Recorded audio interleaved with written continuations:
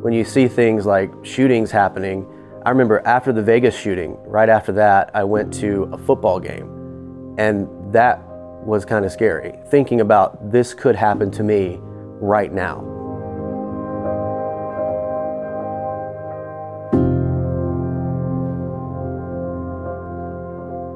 Fear has a way of finding you. Doesn't matter how old you are or what stage of life you're in.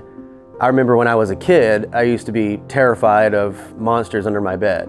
And then as I got a little bit older, it was a fear of thunderstorms that crept in. And now even as an adult, when you see things like shootings happening, I remember after the Vegas shooting, right after that, I went to a football game. And that was kind of scary, thinking about this could happen to me right now.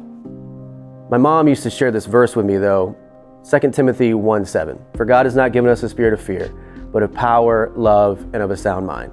And every time she would come into my room, I was dealing with the monsters under my bed or a scary thunderstorm, she would just say that verse, and it was always calming. And as I grew up, that verse became one of my favorite verses in the Bible and something I always leaned on whenever there was a situation of fear, such as a shooting and then attending a football game the very next week. I love that verse too because it doesn't ignore fear, but it reminds us that fear doesn't come from God. What God does give us is power, love, sound mind.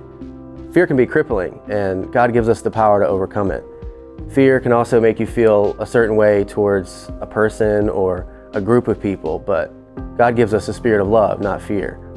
Fear can also cloud your judgment, scramble your mind. You don't really know what next step to take because of fear, but God doesn't give you that. He gives you the spirit of a sound mind.